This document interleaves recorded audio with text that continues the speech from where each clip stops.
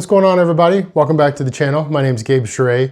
If you watch my channel, you know that I mess around with keyboards, synthesizers, and plugins. Today, I thought I would address a question that I got in some comments where I did a video on my gig rig for weddings, which is pretty much just this Nord Electro 6. The question was, how do I organize patches for that type of gig? And if I could talk about the patches a little bit. I thought I'd go through how I set up for like a wedding gig or like a cover band gig on one keyboard. Because when it comes to these type of gigs, I only want to bring one keyboard. I'm not really trying to set up multiple keyboards for, say, a wedding.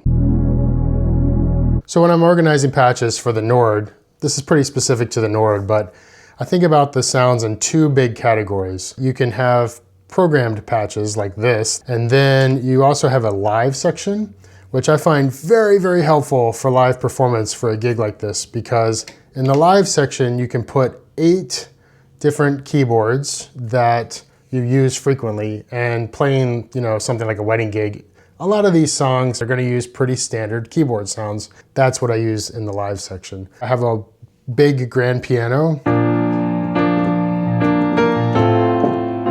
And then I have a Rhodes, and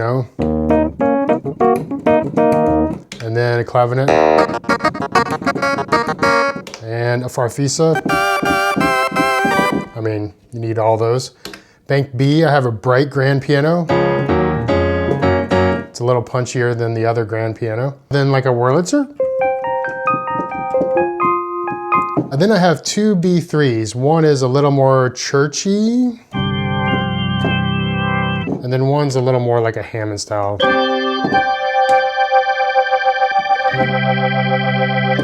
One last thing about the live section. I do have 2 pianos in there, but the live section retains any changes that you do to the instruments in here. So if I turn up the distortion will stay there next time I come back to it. So I find it's helpful to actually program a piano patch separately, and I can mess with this and change it and it won't stay put. I can always come back to the piano I want to use. So a lot of the programmed patches I have are actually for songs that are usually a little more modern, that have multiple synthesizer changes or keyboard changes. All of these that I'm scrolling through are patches that I've programmed for this type of gig. So how do I keep track of all these patches that I've programmed? The real big secret is some sort of tablet or iPad. This was a big game changer, especially for these type of gigs, because you can put thousands of charts in here and you're able to see them quickly. So the way I have my charts set up is that if there's no number at the top, that means it's probably pretty standard and I already know how to use it, and it's probably one of the live sounds. For instance, for September, I use just the Rhodes piano.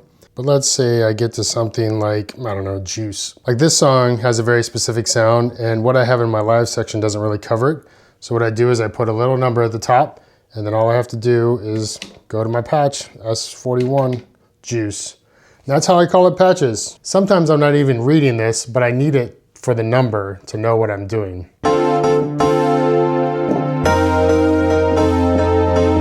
That's the biggest secret, to have some sort of list that's easy to call up. So if someone calls a song randomly, I can pull it up real fast on the iPad and then look at the number, and then hopefully I can do that quick enough. When I program patches, I try to keep them all self-contained to just one number. For instance, all of these patches that I'm scrolling through are just like one patch and all the sounds are ready to go in this one number.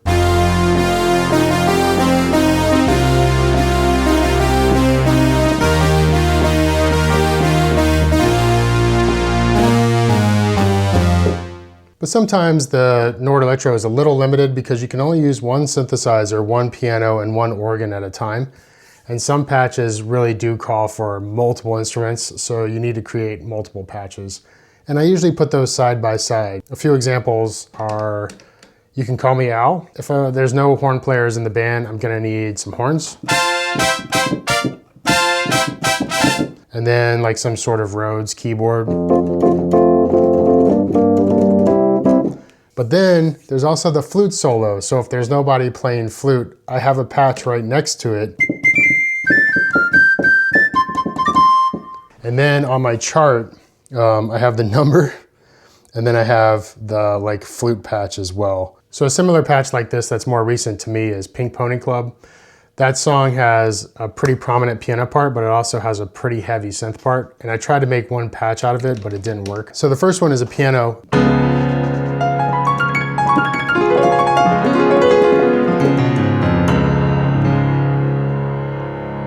And then there's a synth sound.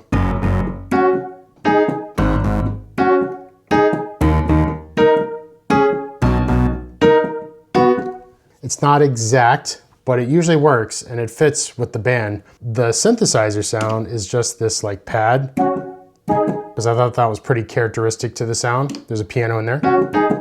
And then for like the low bass synth sound, I put a farfisa in there to give it like sort of that sawtooth. I also have some patches that are not my patches. One of them is levitating. I found these on the Nord user forum. Sometimes people will upload patches and I'm very, very thankful for them. So this is actually like a sampled patch. It's not exact, but it works perfectly for this type of gig. And then there's a synthesizer part up here.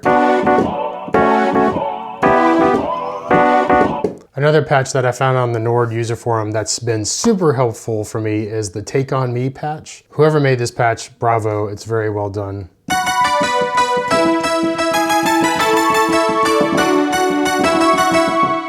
It sounds just like it. I mean, it even has the like little weird piano sample in there. So sometimes if you don't feel like making a patch, you might get lucky and you can search in the Nord user forum for some patches that people have made. So that's basically it. I mean, this concept will work with any keyboard. Your iPad is your friend when doing these type of gigs for sure. If there's anything else you want to know about the Nord Electro 6 or anything else you see here, there's also a link in the description to pretty much everything I have in my studio, plus what I might be covering next. So if you click on that link and you see something in there you want me to talk about, please let me know. Just leave a comment or send me a message. All right, y'all, have a good one. I'll see you next time.